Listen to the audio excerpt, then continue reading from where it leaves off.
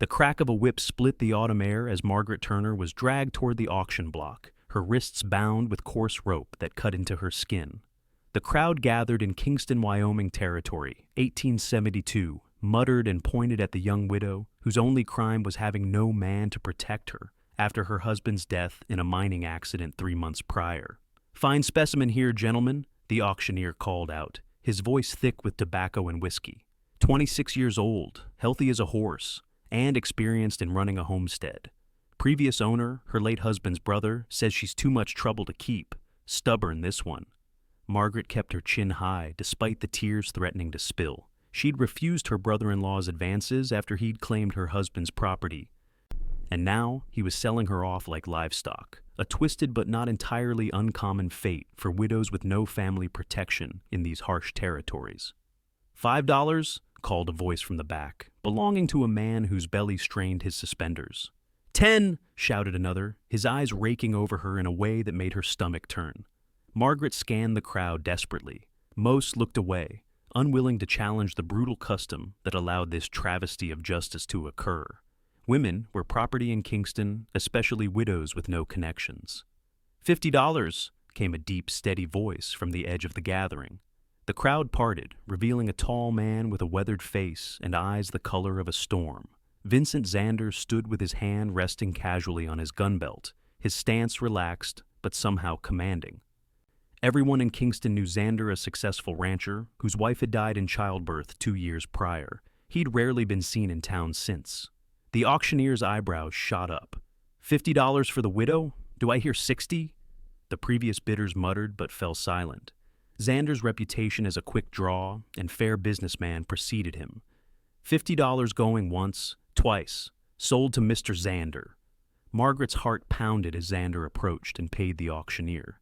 He didn't look at her until the transaction was complete, then turned and studied her face with an intensity that made her want to shrink away. Instead, she stared back defiantly. "I'm not property, Mr. Zander." A small smile touched his lips as he reached for the ropes binding her wrists. "I know that, Mrs. Turner." His rough fingers were surprisingly gentle as he untied her. "I'm a widower, too. We'll heal together." The words were spoken quietly, for her ears alone, and something in his tone, not pity, but understanding, made her breath catch. "My wagon's this way," he said, stepping back to give her space. "Unless you'd prefer to stay in Kingston." Margaret glanced around at the town that had betrayed her, at her brother-in-law, counting his money with a smug smile. "I have nothing here." "Then let's go home," Vincent said simply. The journey to Vincent's ranch took nearly 3 hours, most of it in silence. Margaret sat stiffly beside him on the wagon seat, uncertain of her fate. She'd heard no ill rumors about Zander, but she'd learned the hard way that men could hide their true natures. "It's just over this ridge," Vincent said eventually, breaking the silence. 200 acres, good pasture, creek running through it. The house needs work, but it's solid. As they crested the hill, Margaret saw a sprawling valley below, dotted with cattle and bordered by distant mountains. The house was larger than she expected, a 2-story structure with a wide porch and smoke curling from the chimney. "Who tends your home?" she asked, her first words since leaving town. "My housekeeper, Mrs. Holloway. She's getting on in years, but refuses to retire. There's also Juan and his sons who help with the ranch, and a few cowhands who come and go with the seasons." The wagon pulled up to the house, and an elderly woman emerged, wiping her hands on her apron. "Mr. Zander, you're back earlier than Mrs. Holloway stopped short when she spotted Margaret. "Oh, you've brought company. Mrs. Holloway, this is Mrs. Margaret Turner. She'll be staying with us." The old woman's eyes widened, but she recovered quickly. "I'll prepare the guest room." "No need to rush," Vincent said.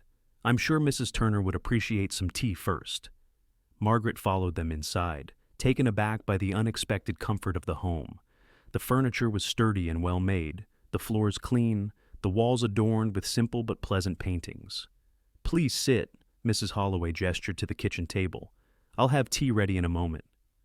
Once the housekeeper busied herself at the stove, Vincent sat across from Margaret. "I want to be clear about something, Mrs. Turner. I didn't buy you today. I paid to free you from an unjust situation." Margaret's hands trembled slightly. "Why would you do that for a stranger?" Because 2 years ago, when my Eliza died, I saw how quickly a woman's worth can be dismissed in these parts. Had I not owned this land outright, who knows what might have happened to me and my boy. You have a son? Margaret asked, surprised. Vincent nodded. Thomas, he's 7. Currently at school, in town, Juan's eldest son rode with him this morning.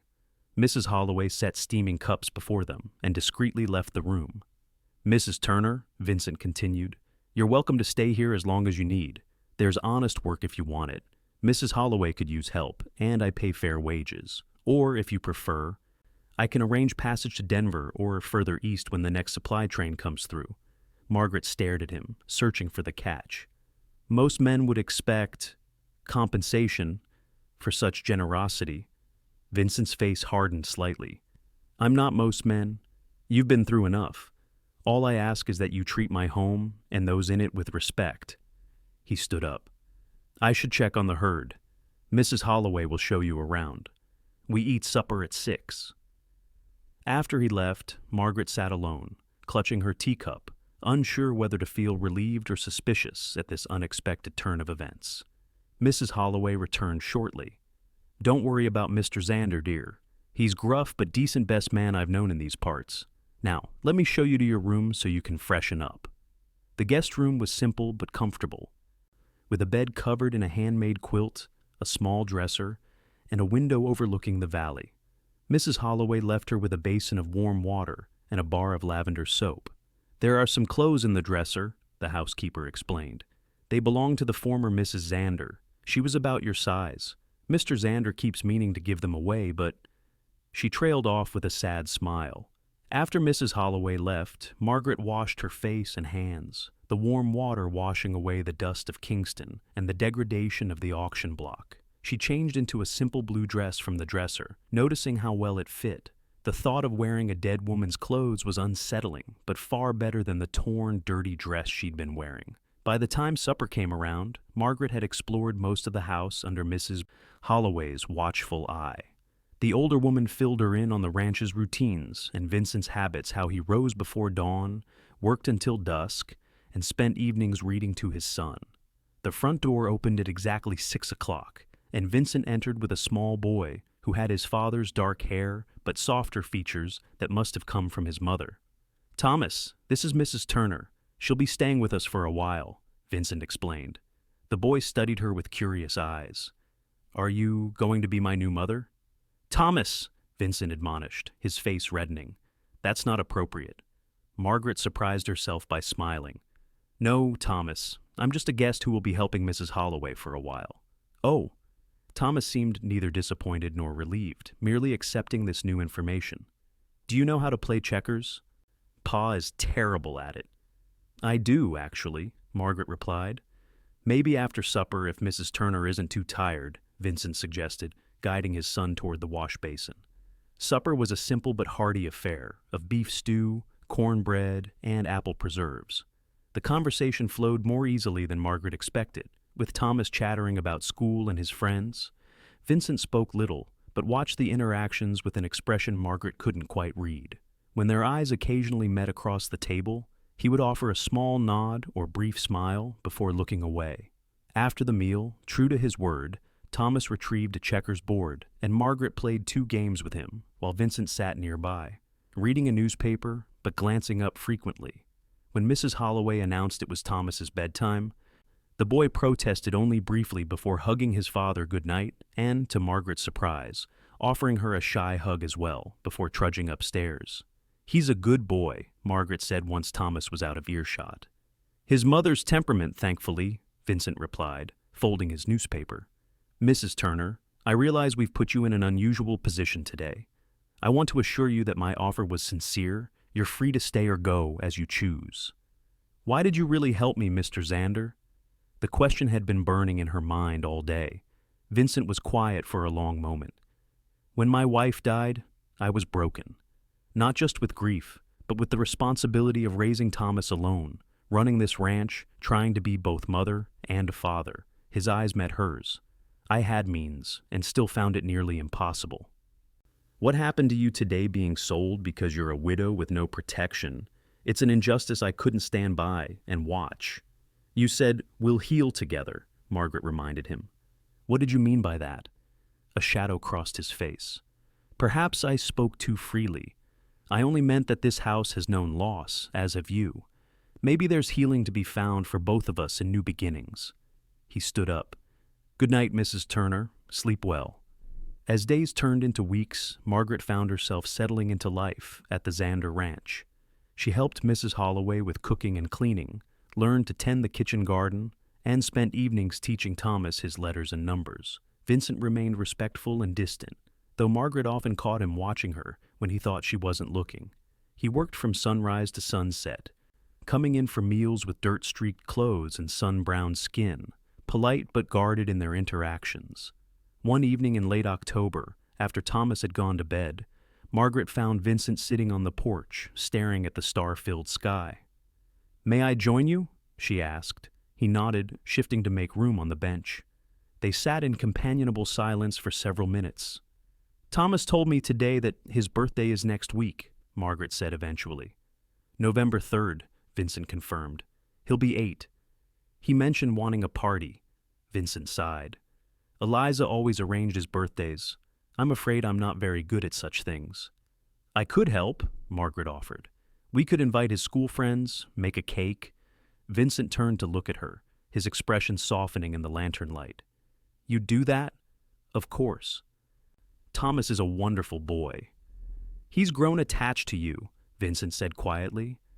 "I should probably caution him against it, given that your stay is temporary, but—" "Is it?" The words slipped out before Margaret could stop them. "Temporary, I mean." Vincent's gaze intensified. "That depends on you, doesn't it? You've never said if you intend to leave when spring comes."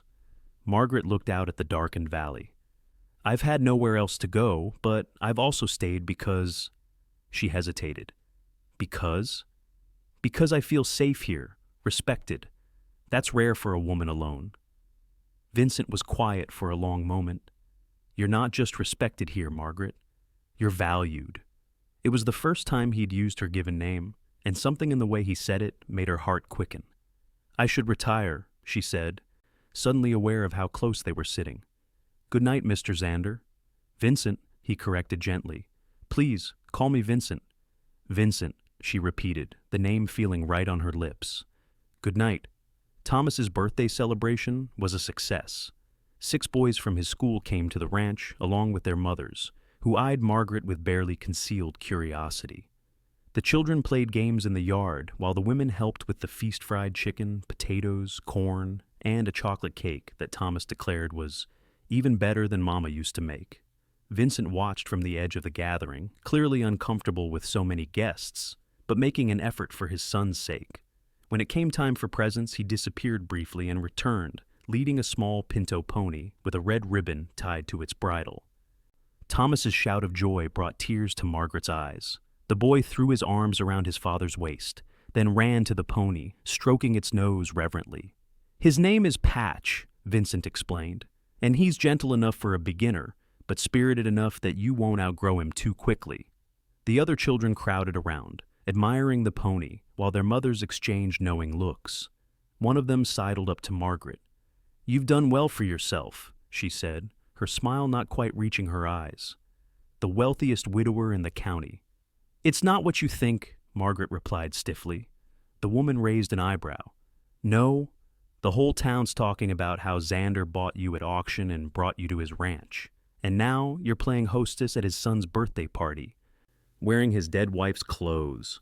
Heat rushed to Margaret's cheeks. "Mr. Zander rescued me from an unjust situation. He's been nothing but proper and kind." "Of course he has," the woman said with a smirk. "For now." Margaret was saved from responding when Thomas ran up, pulling her toward the pony. "Mrs. Turner, come see. Pa says you can ride him too if you want." The party dispersed as evening approached, and Margaret busied herself with cleanup, still stinging from the woman's insinuations. Vincent found her in the kitchen, scrubbing pots with more vigor than necessary. "Thomas is finally asleep," he said. "He declared this the best birthday ever." Margaret managed a smile. "I'm glad." Vincent studied her face. "Something's bothering you." "Did one of the guests say something?"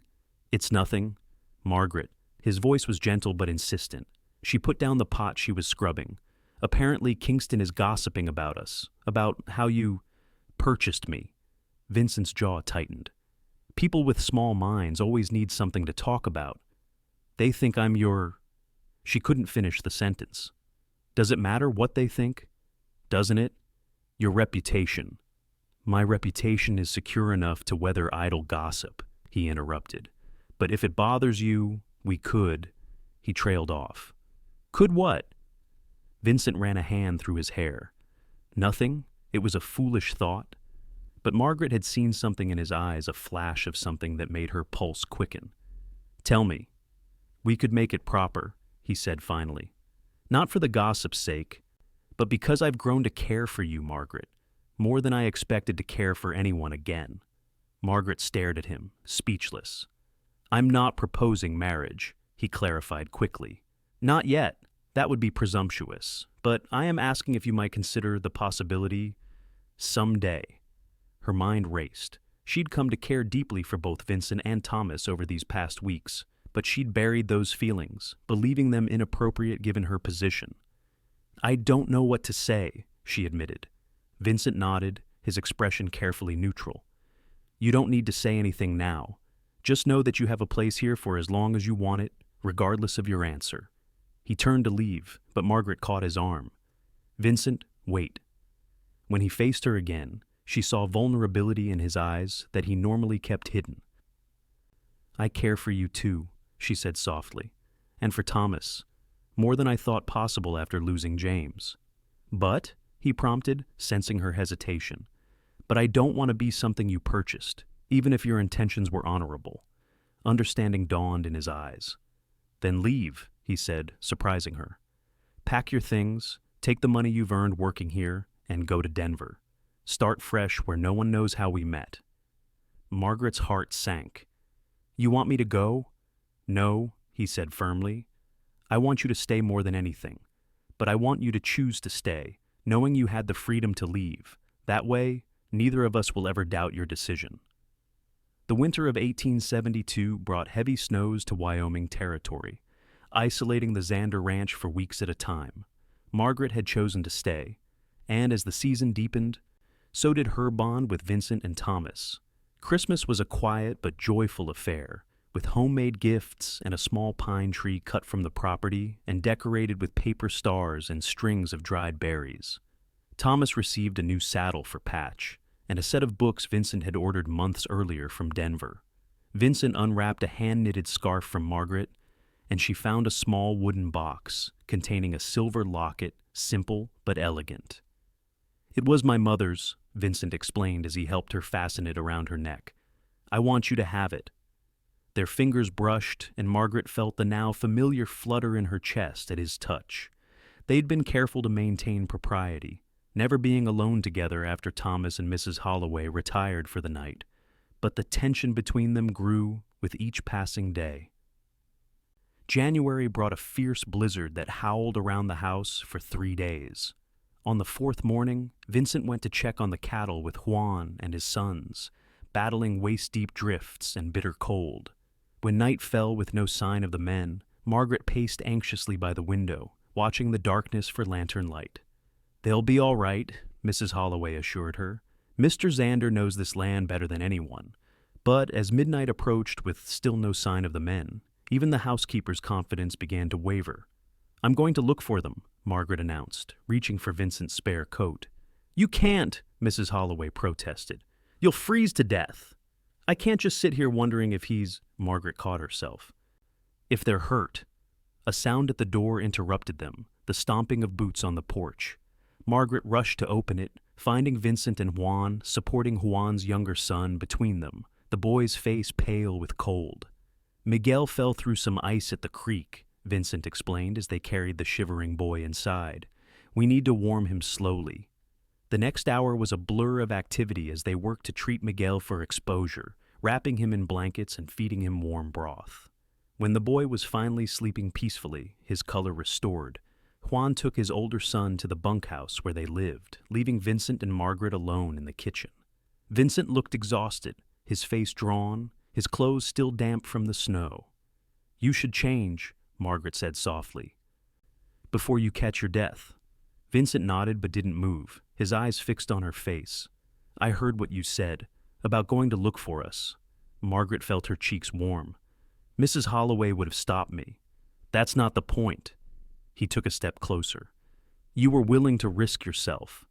Of course I was, she whispered. I couldn't bear the thought of losing you. Something broke in Vincent's careful restraint. He closed the distance between them, his cold hands cupping her face as his lips found hers in a desperate kiss. Margaret responded instantly, all the feelings she'd been holding back pouring into the embrace. When they finally parted, both breathless, Vincent rested his forehead against hers. I love you, Margaret, he said simply. I think I have since that first day, when you stood defiant on that auction block, refusing to be broken. Tears welled in her eyes. I love you too. Marry me, he said, not because of gossip or propriety, but because we deserve a second chance at happiness. Yes, Margaret answered without hesitation. Yes. They were married in early spring, when the snow had melted enough for the preacher to make the journey from Kingston.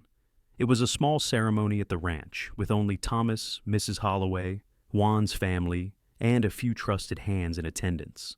Thomas stood proudly beside his father, holding the rings on a small cushion Margaret had embroidered for the occasion. When the preacher pronounced them husband and wife, the boy was the first to cheer, throwing his arms around both of them. Now you really are my mother, he said to Margaret, his face alight with joy. I am, she agreed, hugging him close. In every way that matters. That evening, after the celebrations had ended and Thomas was asleep, Vincent led Margaret to the master bedroom, a room she'd cleaned but never slept in during her months at the ranch.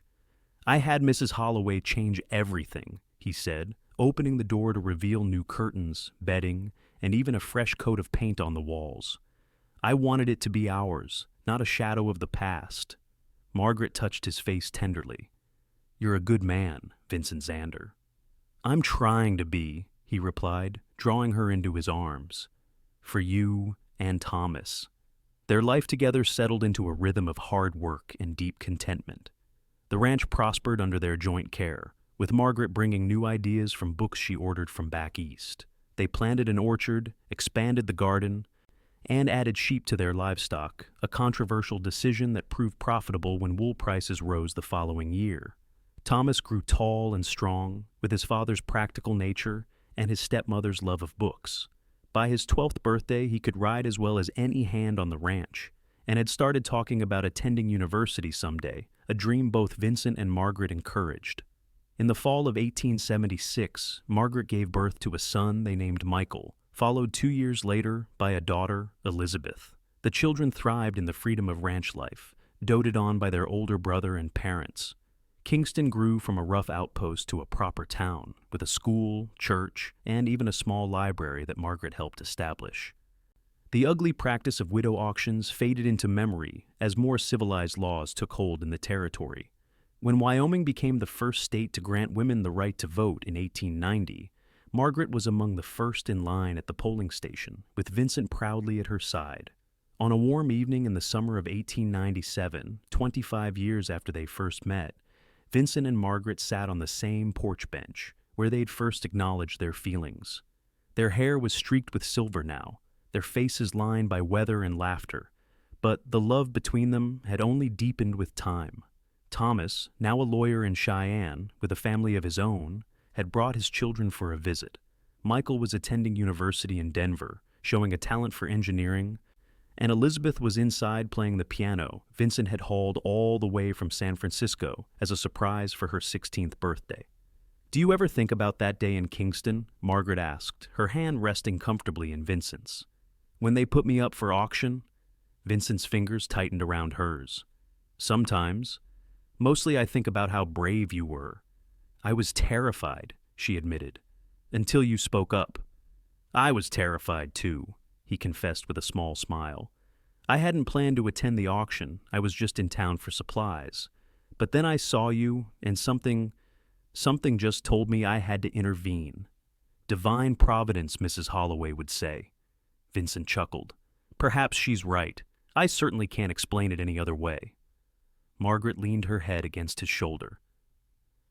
Watching the sunset paint the valley in gold. Do you remember what you said to me after you untied my hands? I said many foolish things that day, I'm sure. You said, I'm a widower too. We'll heal together. She looked up at him. And we did, didn't we? Vincent pressed a gentle kiss to her forehead. We did more than heal, Margaret. We thrived. The sound of laughter drifted from the house as their grandchildren discovered something amusing. In the distance, cattle grazed peacefully on land that had sustained 3 generations of Zanders. No regrets? Vincent asked, a question he still posed occasionally, as if part of him couldn't quite believe his good fortune. Margaret's answer was the same as it had always been. Not a single one. As twilight deepened into night, they remained on the porch. 2 people who had found each other against all odds, whose broken hearts had mended stronger at the seams. Their story from that desperate day at the auction block to this peaceful evening, surrounded by family, had become legend in Wyoming territory, a testament to love's power to heal even the deepest wounds. And as stars began to appear in the velvet sky above, Vincent and Margaret Zander sat hand in hand, grateful for the journey that had brought them here to this land, this life, this love that had saved them both.